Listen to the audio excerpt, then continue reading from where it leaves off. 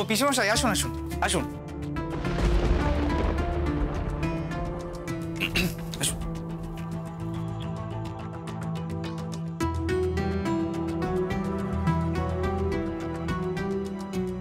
ইমন কোথায়? ও রেডি আছে তো? ও সে কি কথা, এই তো সকালবেলা এলো, এখন তাকে কোথায় নিয়ে যাবে? হ্যাঁ, তো শরীর দুর্বল, কটা দিন বাড়িতে থাক। ইমন কোথায় যাবে সেটা ইমন জানে, ইমনের হাজবেন্ডও জানে। আপনি যদি না জেনে থাকেন তাহলে আমি জানাই, ইমন এখন থেকে কিছুদিন আমার বাড়িতে থাকবে, প্রয়োজনে পার্মানেন্টলি থাকবে। যে ঘটনা ঘটে গেছে তারপরে ওকে আর এ বাড়িতে রাখার আমি কোনো রকম ভরসা পাচ্ছি না। দেখো অনন্য, যা ঘটার তা তো ঘটে গেছে, আবার সব মিটেও গেছে। আমি তোমার রাগের কারণটা বুঝছি, কিন্তু দেখো গন্ডগোল যেটা ঘটার সেটা তো ঘটেছে, তার জন্য তো আমরা দায়ী নই। গন্ডগোল হয়েছে ওদের স্বামী স্ত্রীর মধ্যে। আচ্ছা তুমি বলো যে কোন সংসারে স্বামী স্ত্রীর মধ্যে গন্ডগোল হয় না? না না, ওদের স্বামী স্ত্রীর মধ্যে গন্ডগোল হয়েছে খুব ভালো কথা। গন্ডগোল হয়েছে বলেই ও কিছুদিন অন্য জায়গায় থাকবে, সামনে ওর পরীক্ষা। আর আমি চাই না যে পারিবারিক গন্ডগোলের কারণে ওর লেখাপড়ার কোনো রকম ক্ষতি হোক। ও তোমাদের বাড়িতে গিয়ে কিছুদিন থাকবে, সেটা তো খুব ভালো কথা। আমি বলছিলাম কি, যদি ও মানে কটা দিন পরে যায় তাহলে মানে। আপনি আপত্তি করছেন কেন মেজ বৌদি? আপনার তো আপত্তি করার কোনো কারণ নেই, আপনার তো নিশ্চিন্ত হওয়ার কথা। আচ্ছা আপনি কি খুব স্বস্তিতে থাকেন ইমন এ বাড়িতে থাকলে? আপনার কি মনে হয় না যে কোনো দিন যে কোনো ভাবে একটা গন্ডগোল হয়ে যেতে পারে, যে কোনো দিন যে কোনো সমস্যা হয়ে যেতে পারে?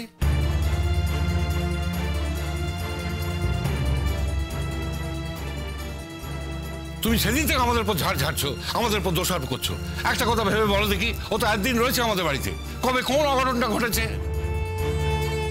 এতদিন এই অঘটন ঘটলে কবেই সবকিছু শেষ হয়ে যেত। আজকেও সবকিছু শেষ হয়ে যেতে পারতো, প্রাণের জোরে বেঁচে গেছে। এই কথাটা ভেবে দেখেছেন মেজদা?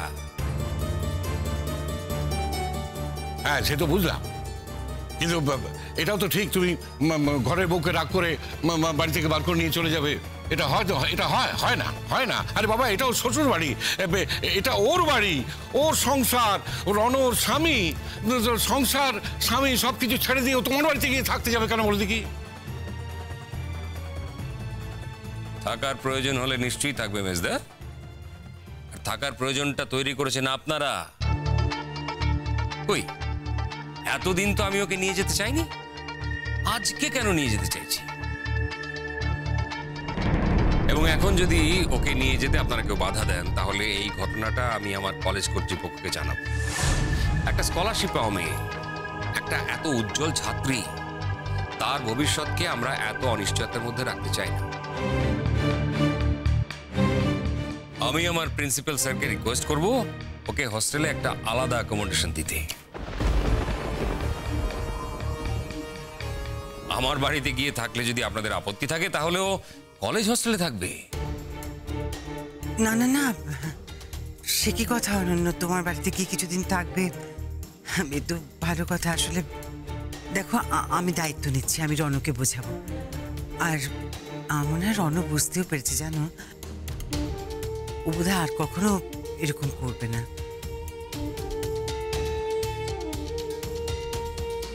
মেজমামু, একটা কথা আমি কিছুতেই বুঝতে পারছি না, ইমনের সঙ্গে ওনার যা সম্পর্ক তা তো ছাত্র আর শিক্ষকের। হ্যাঁ, তারপর উনি এবারের আত্মীয় হয়েছেন, কিন্তু এই যে উনি ক্লেম করছেন ইমনের ওপর ওনার অধিকার বোধ তোমাদের সকলের থেকে বেশি, আইনও কি ওনার এই বক্তব্যটাকে সমর্থন করেন?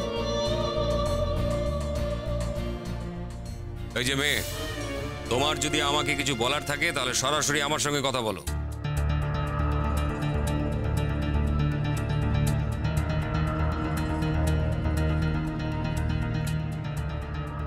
তোমার মেজো মামুর ভায়া হয়ে আমার সঙ্গে কথা বলো না। আমি একজন স্ট্রেট কাট লোক, সরাসরি কথা বলা পছন্দ করি। আইনের সমর্থন পাবো কিনা আমি জানি না। ইমন যথেষ্ট অ্যাডাল্ট। ইমনের সঙ্গে আমার কথা হয়ে গেছে, ও আমার সঙ্গে আমাদের বাড়ি যেতে রাজি হয়েছে। এখন তোমাদের কারো কোনো অধিকার নেই এর মধ্যে ঢোকার।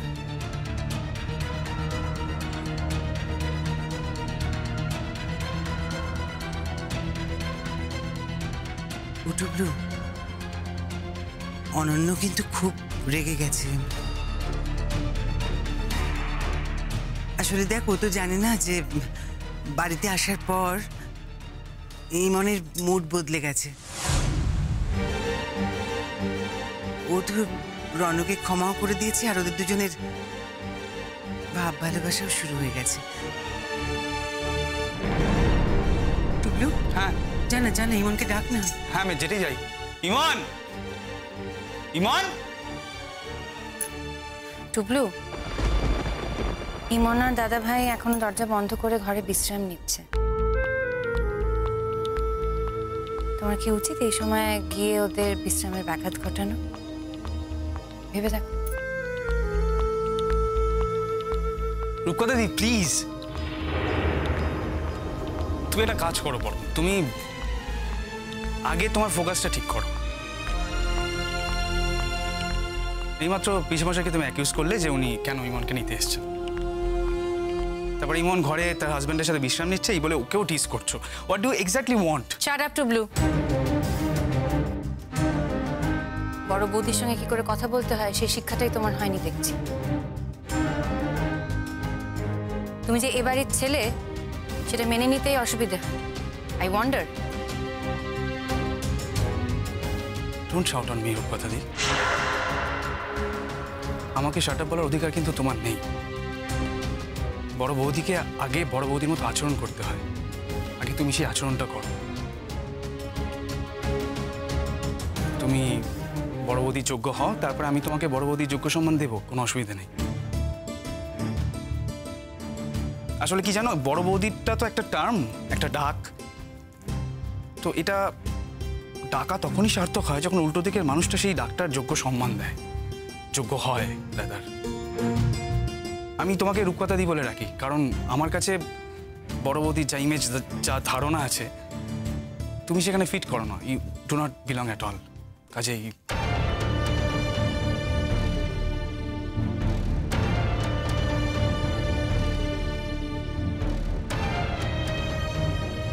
মেজমামু, দেখছো তো টুবলু এখন আমাকে ছেড়ে কথা বলছে না।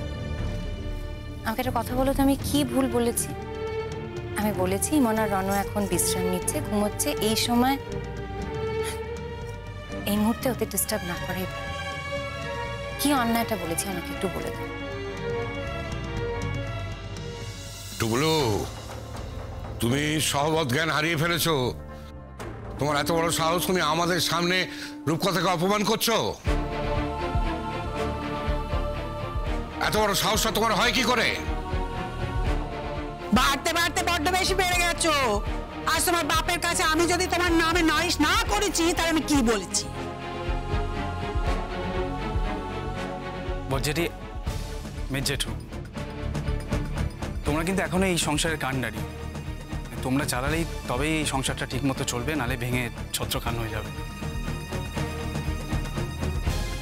তোমরা যদি এখনো ঠিকমতো আমাদেরকে দিক নির্দেশ না করতে পারো, তাহলে খুব বেশি দিন দেরি নেই, এই বাড়ির ভাঙন কেউ রুখতে পারবে না।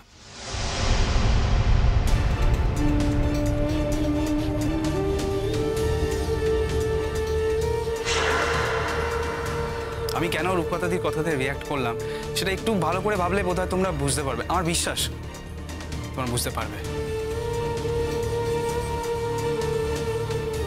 ইমন, ইমন। হ্যাঁ। আরে পিসেমশাই এসছেন তো। ও